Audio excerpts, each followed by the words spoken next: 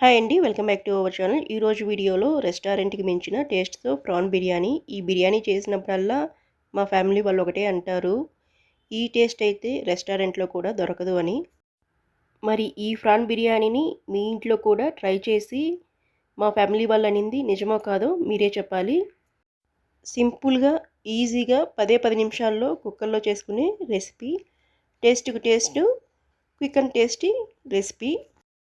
ముందుగా ఈ బిర్యానీ కోసము మసాలా పేస్ట్ని అయితే రెడీ చేసుకుందాము. దీనికి గాను మిక్సీ జార్లో 10 నుండి 12 వెల్లుల్లి రెబ్బలు, ఒక మీడియం సైజులో ఉన్న అల్లము ఇలా సన్నగా ముక్కలుగా కట్ చేసుకొని తీసుకోండి.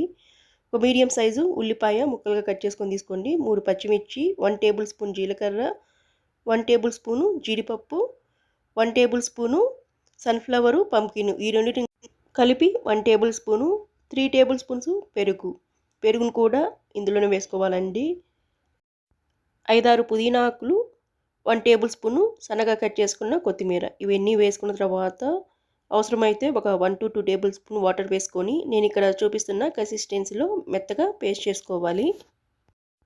ఈ మసాలా పేస్ట్ని పక్కన పెట్టుకొని ఇప్పుడు బిర్యానీ కోసము రైస్ని నేను ఇక్కడ ఒక 2 కప్స్ వరకు రైస్ని తీసుకున్నాను. గ్రామ్స్లో చెప్పాలంటే ఒక 400 గ్రామ్స్ వరకు. వాటర్ పోసుకొని ఒక 2 to 3 టైమ్స్ వాష్ చేసుకున్న తర్వాత వాటర్ పోసుకొని ఒక 10 నుండి 15 నిమిషాలు నానబెట్టుకుంటే సరిపోతుంది. ఈ రైస్ని పక్కన పెట్టుకొని ఇప్పుడు ప్రాన్స్ క్లీన్ చేసిన తర్వాత 300 గ్రామ్స్ ఉన్నాయి. ఈ ప్రాన్స్ని ఒక 2 to 3 టైమ్స్ వాష్ చేసుకున్న తర్వాత లాస్ట్లో కొంచెం లెమను, పసుపు వేసుకొని క్లీన్ చేసుకోండి.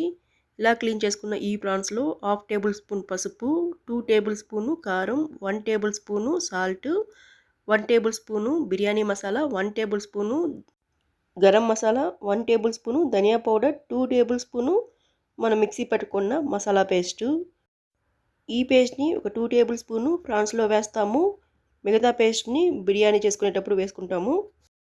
ఇలా మ్యారినేట్ చేసుకున్న ఈ రొయ్యల్ని ఒక 1/2 అవర్ ఫ్రీజర్లో ఉంచండి. ఇప్పుడు స్టవ్ మీద కుక్కర్ పెట్టుకొని కుక్కర్లో 2 టేబుల్ స్పూన్ నెయ్యి, 1 టేబుల్ స్పూను ఆయిల్ని వేసుకోండి. మీకు కావాలి అంటే మొత్తము నెయ్యిని వేసుకోవచ్చు.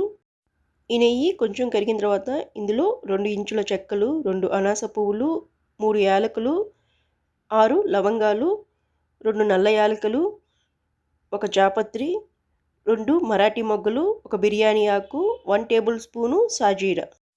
బిర్యానీ దినుసులన్నీ వేసుకున్న తర్వాత ఒకసారి కలుపుకొని ఇందులోనే ఒక 3 మీడియం సైజు, పెద్ద సైజు అయితే 2, మీడియం సైజు అయితే 3 ఇలా సన్నగా పొడవుగా కట్ చేసుకొని తీసుకోండి. ఇందులోనే 2 పచ్చిమిర్చి ఇలా సన్నగా పొడవుగా కట్ చేసుకొని తీసుకోండి. మనం ముందుగా మసాలా పేస్ట్లో పచ్చిమిర్చి వేసాము, అలాగే కారం కూడా ఎక్కువగా తీసుకున్నాము. కాబట్టి స్పైస్ ఎక్కువగా తినేవాళ్ళు ఈ పచ్చిమిర్చిని యాడ్ చేసుకోండి. స్పైస్ కొంచెం తక్కువ తినేవాళ్ళు పచ్చిమిర్చిని స్కిప్ చేయండి. ఇలా లైట్ గోల్డెన్ కలర్ వచ్చేంత వరకు వేయించుకున్న తర్వాత మిక్సీ పట్టుకున్న మసాలా పేస్ట్ని కూడా అంతా వేసుకొని ఇందులోని పుదీనా, కొత్తిమీర 2 కలిసి 1 కప్పు వరకు వేసుకోండి. ఇవన్నీ మొత్తము ఒకసారి మిక్స్ అయ్యేలాగా కలుపుకున్న తర్వాత ఇందులో 2 మీడియం సైజు టమోటాలని ఇలా సన్నగా ముక్కలుగా కట్ చేసుకొని తీసుకోండి. 1 టేబుల్ స్పూను సాల్ట్ని కూడా వేసుకొని ఈ టమోటాలు మెత్తగా మగ్గనవసరం లేదండి. మొత్తము ఒకసారి మిక్స్ అయ్యేలాగా కలుపుకుంటే సరిపోతుంది. ఇలా కలుపుకున్న తర్వాత మ్యారినేట్ చేసి పెట్టుకున్న ప్రాన్ కూడా వేసుకొని కలుపుకోండి. ఇక ఈ బిర్యానీలో ఎటువంటి మసాలాలు యాడ్ చేయమండి, ఎందుకంటే ఆల్రెడీ రొయ్యల్లో యాడ్ చేసాము, అలాగే మసాలా పేస్ట్లో కూడా యాడ్ చేసాము. కాబట్టి ఇందులో ఇంకా ఎటువంటి స్పైసెస్ కానీ మసాలాలు కూడా యాడ్ చేయము. 2 కప్పుల బాస్మతి రైస్ కాను 3 కప్పుల వరకు వాటర్ని తీసుకోండి. నేను ముందుగా మిక్సీ జార్లో 1 కప్పు వరకు వాటర్ని వేసి ఆ వాటర్ని తీసుకున్నాను. నార్మల్ వాటరు 2 కప్పుల వరకు తీసుకున్నాను. మొత్తము 3 కప్పుల వాటరు.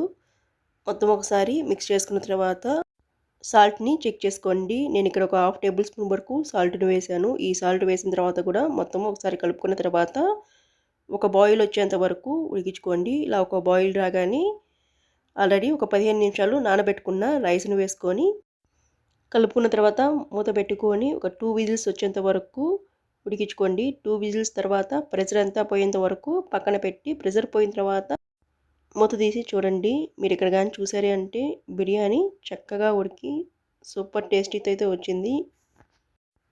ఒకసారి ఈ వేలో ట్రై చేసి చూడండి. మీ ఫ్యామిలీ వాళ్ళు ఫిదా అయిపోతారు మీ బిర్యానీకి.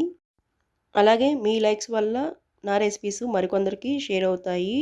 వీడియో చూసిన తర్వాత లైక్ కొట్టడం మాత్రం మర్చిపోవద్దు. వీడియో కనుక నచ్చితే ఒక లైక్ చేయండి.